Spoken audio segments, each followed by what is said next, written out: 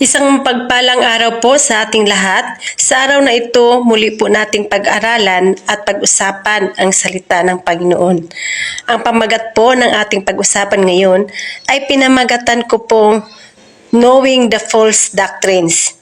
Sabi po ng 1 Timothy 4 verse 1 and 2, maliwanag ang sinasabi ng Espiritu na sa mga huling araw ay tatalikuran ng ilan ang kanilang pananampalataya. Susunod sila sa mapanglinglang na espiritu at sa mga katuruan ng mga demonyo. Ang mga katuruang ito ay pinapalaganap ng mga taong sinungaling at may mga manhid na budhi. Hayag po at lantad po sa ating binasa, sabi po dito, maliwanag ang sinasabi ng Espiritu na sa mga huling araw ay maraming tatalikod sa kanilang pananampalataya at susunod sila sa mga mapanlinlang na espiritu at sa mga katuruan ng mga demonyo. Lagi nating pagkatandaan, kung may mga anak ang Panginoon, ay may mga anak din po ang demonyo. Kung may Word of God, mayroon din pong Word of Satans. Sabi po dito, sinusunod nila ang mga mapanlinlang na espiritu at mga katuruan ng mga demonyo. Teaching of the devil or demonic teaching or the false doctrines. Kapatid, lagi po nating alalahanin, kung may mga taong filled with the Holy Spirit, empowered by the Holy Spirit, guided by the Holy Spirit, mayroon din pong mga taong filled with the demonic spirit, empowered by the demonic spirit, guided by the demonic spirit. Sa mga oras na ito, meron po tayong tatlong bahagi na ating pag-aralan. Una po, who is Satans and demons? Pangalawa, the works of Satans and demons to the world. Pangatlo, the false doctrines. Tatalakayin po natin ang unang parte. Who is Satans? Ano po ba ang sinasabi ng Isaiah 14 verse 12 to 14? Sabi po dito sa verse 12, O maningning na bituin sa umaga, anak ng bukang liwayway, bumagsak ka rin sa lupa at nahulog mula sa langit, ikaw na napasuko sa mga bansa. Hindi ba't sinabi mo sa iyong sarili, aakyat ako sa langit at sa ibabaw ng mga bituin ng Diyos. Ilalagay ko ang aking trono. Uupo ako sa ibabaw ng mga bundok, sa tagpuan ng mga Diyos sa malayong hilaga. Verse 14, aakyat ako sa ibabaw ng mga ulap. Papantayan ko ang kataas-taasang Diyos. Sabi po dito, kapatid, gusto po ni Satanas na maging kapantay ang Diyos. Gusto niyang angkinin ang trono ng Diyos. Yung lahat ng mga papuri at pagsamba at kaluwalhatian na para lamang sa Panginoon, gusto niyang angkinin. Sabi ng pahayag 12 verse 7 to 12, pagkaraan nito ay nagkaroon ng digmaan sa langit. Si Miguel at ang kanyang mga anghel ay nakipaglaban sa dragon at sa mga kampo nito. Natalo ang dragon at ang kanyang mga kampon at hindi sila pinayagan manatili sa langit. Itinapon ang napakalaking dragon, ang matandang ahas na tinatawag na Diablo at Satanas, na nandaya sa buong sanlibutan. Itinapon siya sa lupa kasama ang lahat ng kanyang mga kampon. At narinig ko ang isang malakas na tinig mula sa langit na nagsasabi, dumating na ang tagapagligtas ng Diyos. Ipinamalas na niya ang kanyang lakas bilang hari. Ipinamalas din ni Kristo ang kanyang kapangyarihan sapagkat itinapon na mula sa langit ang nagpaparatang sa mga kapatid natin araw at gabi sa harapan ng Diyos. Nagtagumpay na ang mga ito laban sa Diablo sa pamamagitan ng dugo ng Kornero, sa pamamagitan ng kanilang pagpapatotoo sa salita ng Diyos at buong puso nilang inialay ang kanilang buhay hanggang sa kamatayan. Kaya't magalak ang kalangitan at lahat ng naninirahan dyan, ngunit kalagim-lagim ang daranasin ninyo lupa at dagat. Sapagkat ang matinding puot ng Diablo ay babagsak sa inyo. Alam niyang kaunting panahon na lamang ang nalalabis sa kanya. Nagkaroon po ng digmaan sa kalangitan. Si Miguel ang kanghel ay nakipaglaban po sa isang dragon or tinatawag na Satanas. Dahil gusto po ni Satanas ay maging kapantay ang Diyos. Gusto niyang lahat ng mga papuri at pagsamba at kaluwalhatian na para lamang sa Panginoon, gusto niyang angkinin. Kaya nga po natalo po si Satanas at kasama ang lahat ng kumampi sa kanya at sila po ay itinapon dito sa lupa. Ngayon ay dadako naman po tayo sa pangalawang parte ng ating pag-aralan, The Works of Satans and Demons to the World. Sabi po ng 2 Corinto 4 verse 4, hindi sila sumasampalataya sapagkat ang kanilang isip ay binulag ng Diyos ng kasamaan sa daigdig na ito upang hindi nila makita ang liwanag ng magandang balita tungkol sa kaluwalhatian ni Kristo na siyang larawan ng Diyos. Kaya nga po hindi po nakakapagtaka kung bakit napakaraming tao po ay hindi naniniwala sa salita ng Panginoon, which is the Bible, dahil sila po ay spiritually blind, bulag spiritually, or bulag sa katotohanan. Sabi ng Isaiah 6 verse 9, at sinabi niya, humayo ka at sabihin mo sa mga tao, makinig man kayo ng makinig ay hindi kayo makakaunawa, tumingin man kayo ng tumingin ay hindi kayo makakakita. Bubulagin po ng dyablo ang isip ng tao upang hindi niya maunawaan, maintindihan ang salita ng Panginoon. Kapag ayaw niyo pong intindihin, ayaw niyo pong tanggapin, kapag ayaw niyo pong unawain or paniwalaan ang salita ng Panginoon, you are spiritually blind. Bulag po kayo spiritually.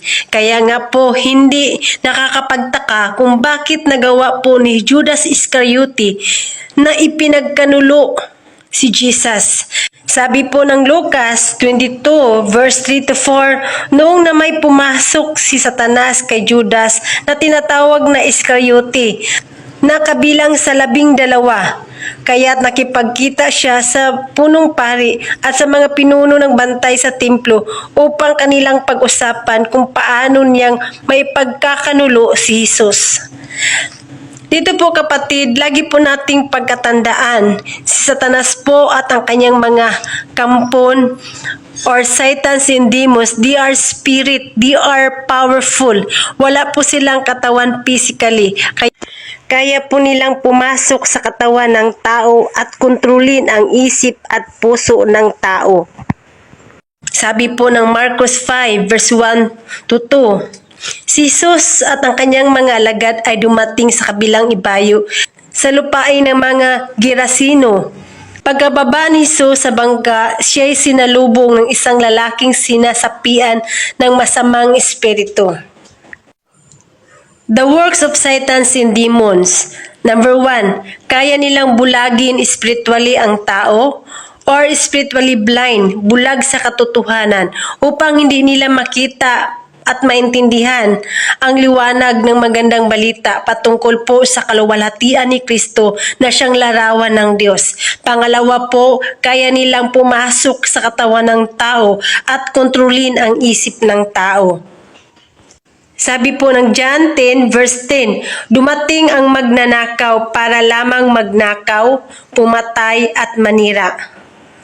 To steal, to kill, and to destroy. Ito pong magnanakaw is refers to Satans.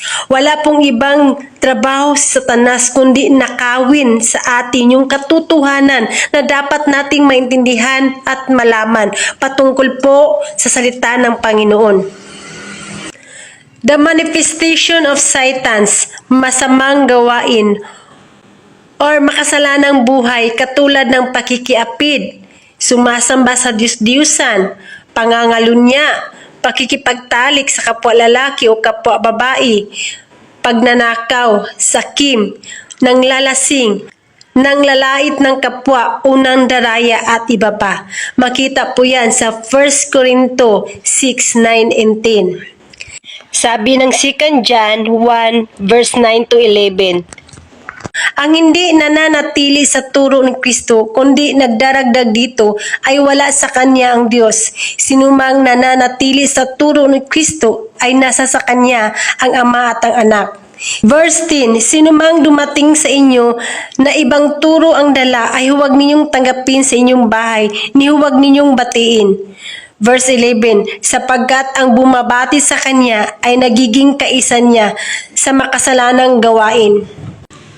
Dito po, hayag po at lantad po sa ating binasa, sino mang dumating sa ating bahay na nagtuturo ng wala sa Biblia, kapatid, sabi po ng Panginoon, huwag po nating batiin, huwag po nating patuluyin, kapatid. Hindi po nating batiin dahil tayo po ay nakiisa sa masamang gawain. Sino man yan sila, professional man sila, mga maganda or mga gwapo, mga mayaman, kapag sila po ay nagtuturo na wala sa Biblia, sabi po ng Panginoon, maging kaisa po natin sila sa masamang gawain. Paano po sila magmanifest? The manifestation of Satans and demons sa pamamagitan ng tao, magdadala sila ng doktrina na wala sa Biblia. Sabi po ng 1 Timothy 4 verse 1 to 3, maliwanag ang sinasabi ng Espiritu na sa mga huling araw ay tatalikuran ng ilan ang pananampalataya. Susunod sila sa mga mapanlinlang na espiritu at sa mga katuruan ng mga demonyo. Verse 2, ang mga katuruang ito'y pinalalaganap ng mga taong sinungaling at may mga manhid na budhi. Verse 3, ipinagbabawal nila ang pag-aasawa at mga uri ng pagkain. Ano po ba ang doktrina na wala sa Biblia? Number 1, ipinagbabawal nila ang pag-aasawa. Sa Roman Catholic Church, ipinagbabawal nila ang pag-aasawa sa mga pari at sa mga madre. Ngayon, titingnan po nating mabuti kung ano po ba ang sinasabi ng Biblia patungkol po dito. Sabi po ng 1 Corinto 7 verse 8 to 9, ito naman ang masasabi ko sa mga walang asawa at sa mga byuda, mabuti pa sa kanila ang mananatiling katulad ko na walang asawa. Ngunit kung hindi sila makakapagpigil sa sarili, mag-asawa na sila. Mas mabuting mag-asawa kaysa hindi makapagpigil sa sarili sa matinding pagnanasa. Para po sa mga hindi pa po nakakaalam, si Apostle Paul po or si Apostle Pablo, siya po ay isang binata. Sinabi niya po dito sa 1 Corinto 7, 8-9, sa kanyang sariling opinion po. Sabi niya po, mas mabuti sa isang lalaki o babae o byuda, hindi na makapag-asawa. Para sa kanya po, mas maganda po yung walang asawa. Kung ikaw po ay maglilingkod sa Panginoon, dahil mas makapokus po sa paglilingkod sa Panginoon. Kapag ikaw po ay uuwi ng bahay kahit na gabi, walang maghihintay sa iyo or magagalit sa iyo or walang maghahanap sa iyo. Sa kanya lang po yun, opinion lang po ni Apostle Pablo. Pero kapag ikaw po ay hindi makapagpigil sa iyong sarili, mas mabuting mag-asawa kaysa magkasala ka. Mas mabuting mag-asawa ka kaysa magkasala ka na hindi makapagpigil sa sarili. Mas mabuting mag-asawa ka kaysa magkasala ka sa matinding pagnanasa. Kapag ikaw po ay hindi makapagpigil sa iyong sarili sa matinding pagnanasa ng laman, mas mabuti pong mag-asawa kaysa magkasala. Bakit po? Dahil ang tao po ay meron po tayong instinct sa sex. Normal po yan sa tao. Even po ang mga hayop, meron din po silang instinct sa sex. Normal po yun. Always remember, kapatid, kapag ang isang binata or dalaga nagkasala sa pamagitan ng pakipagtalik or sex without the license of marriage, nagkakasala po sila ng fornication. At kapag ikaw naman po ay may asawang tao at nakikipagtalik ka sa may asawa, ikaw po ay nagkakasala. Kapatid, ang tawag po dyan, adultery or pangangalunya. Sabi po ng Mateo 8:14, pumunta si Jesus sa bahay ni Pedro at nakita niya roon ang biyanan nito na nakaratay at nilalagnat. Hayag at lantad po sa ating binasa, even si Pedro po, isa sa mga disipulo or disciple ni Jesus, meron po siyang asawa. Hindi po masama o hindi po tayo magkakasala kapag tayo po ay naglilingkod sa Panginoon na may asawa. Mali po yung ating pinapaniwalaan or itinuturo or sinusunod ng Roman Catholic, Roman Church na ang mga pari or madre hindi pwedeng mag-asawa. Ano po ba ang kahihinatnan ng taong nakikipagtalik sa hindi nila asawa? Sabi po ng Pahayag 21 verse 8, subalit para sa mga duwag, sa mga taksil, sa mga gumagawa ng mga kasuklam-suklam na bagay, mga mamamatay tao, mga nakikiapid, mga magnanakaw, mga sumasamba sa Diyos-Diyusan at sa lahat ng mga sinungaling ay magiging bahagi nila sa lawa ng nagliliyab na apoy at asupre. Ito ang pangalawang kamatayan. What is the devil's doctrine? Number 1, ipinagbabawal nila ang pag-aasawa. Pangalawa, kapatid, tingnan po natin. Sabi ng 1 Timothy 4 verse 3, ipinagbabawal nilang kainin ang ilang uri ng pagkain.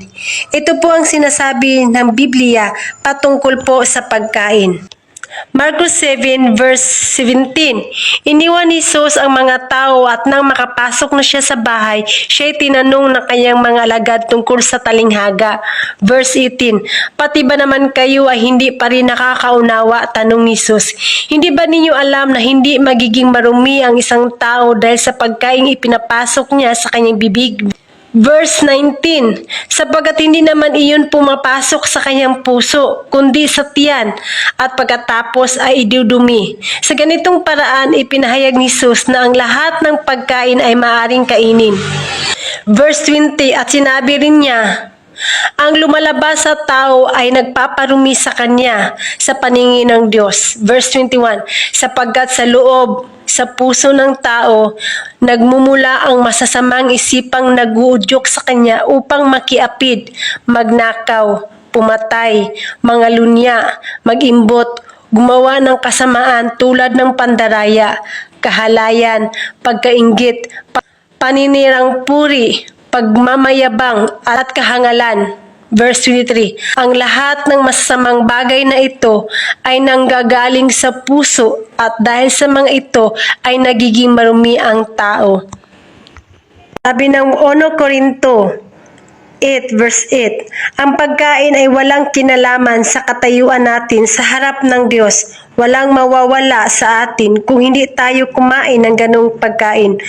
At wala ring kabutihang maidudulot sa atin kung kumain man tayo niyon. Sabi rin po ng Romans 14:17, sapagkat ang paghahari ng Diyos ay hindi patungkol sa pagkain o inumin. Ito ay patungkol sa matuwid na pamumuhay, kapayapaan at kagalakan na ipinagkaloob ng Espiritu Santo. Kapag pinaniwalaan niyo po at tinanggap at sinunod ang salita ng Diyos, you are obeying God. At kapag kayo po ay walang kaalam-alam sa Biblia, lalo na rin sa Diyos. At kung ikaw ay walang interest sa Biblia, pati na rin sa Diyos. Hanggang dito na lang po, I pray and I declare na kahit papaano mayroon po tayong natutunan sa araw na ito. So, huwag niyo pong kalimutan, paki-like, subscribe, and paki-click po ang bell button upang makaka-update po kayo sa another upload po natin na video. God bless po sa ating lahat.